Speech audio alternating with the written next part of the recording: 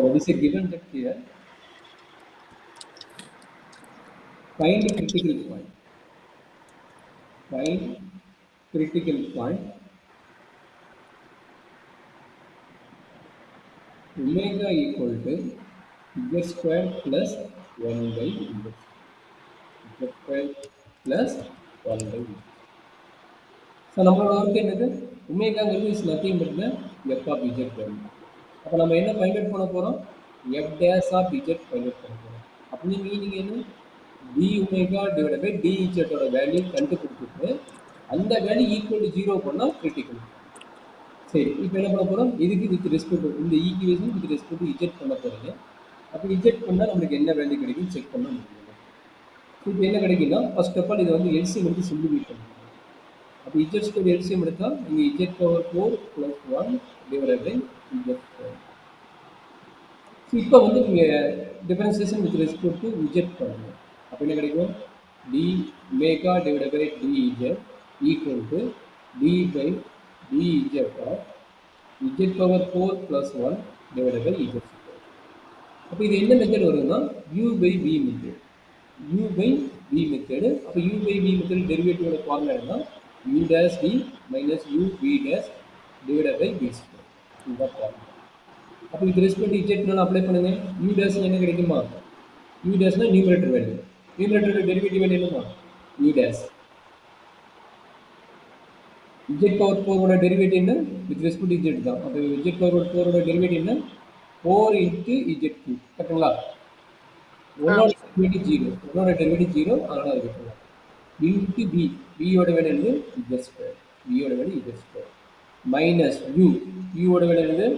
z power 4 + 1 into v. v dash ஓட value என்னன்னா 2z.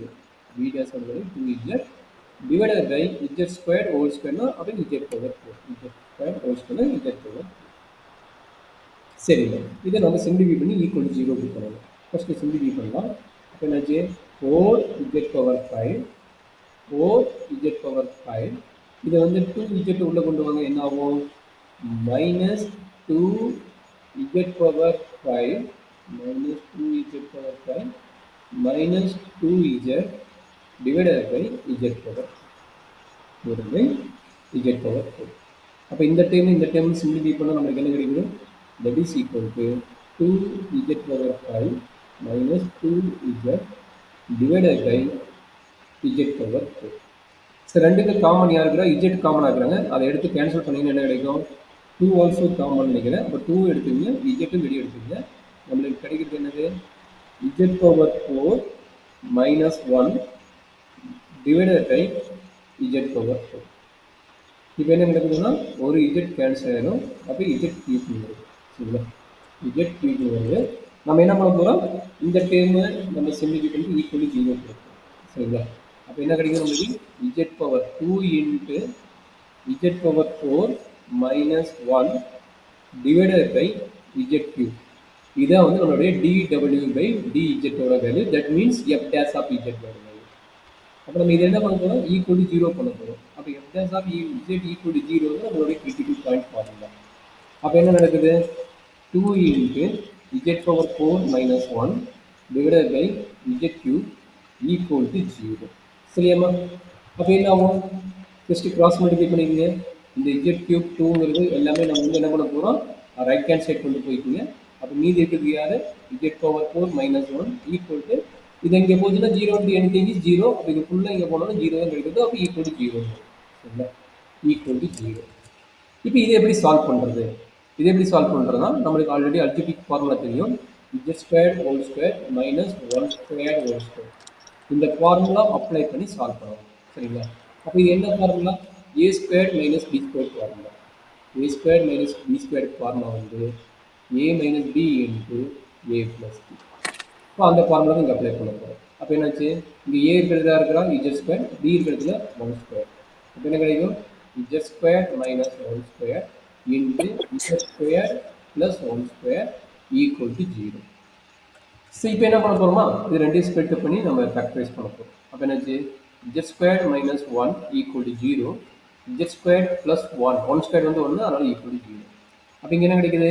z square equal to 1 இந்த பக்கம் z square equal to minus one. அப்போ இதுக்கு என்ன ரூட் வரும்? z ஸ்கொயர் ஈக்குவல் டு ஒன்றுனா z equal to plus or minus ஒன்று. z equal to plus or minus ஒன்று. அதே மாதிரி இங்கே z square equal to minus ஒன்றுனா z equal to plus or minus root of minus ஒன்றுன்னு வரும். அப்போ இதனோட வேல்யூ தான் நம்மளுக்கு என்ன தெரியும்? ஐந்து தெரியும். ரூட் ஆஃப் மைனஸ் ஒன்னோட வேல்யூ ஐந்து தெரியும். அப்போ ப்ளஸ் ஆர் மைனஸ் ஐந்து. சரிங்களா? அப்போ நம்மளுக்கு என்ன தெரிஞ்சிருக்குது? ஒரு கிரிட்டிக்கல் பாயிண்ட் இஜெட் டைம்ல கிடைச்சிருக்குது 1, -1, i, -i. சரிங்களா?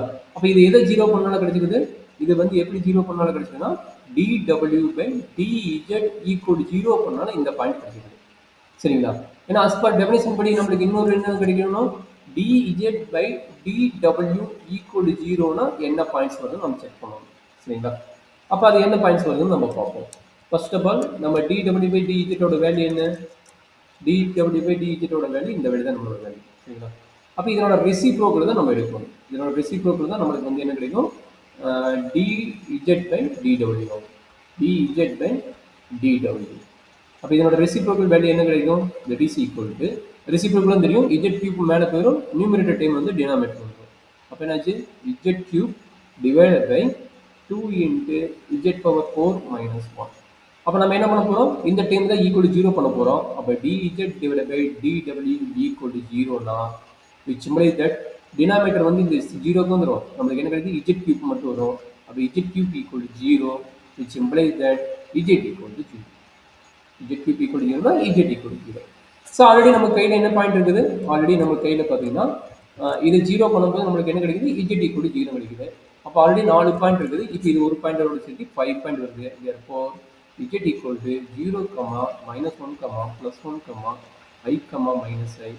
These points, 5 points are critical point of the given transformation. சரிங்களா? கிரிட்டிக்கல் பாயிண்ட் என்ன பண்ண போறோம்னா ஒரு அளவுக்கு ஐடியா கிடைச்சிருக்கு நினைக்கிறேன். எனக்கு டவுட் இருக்குதா?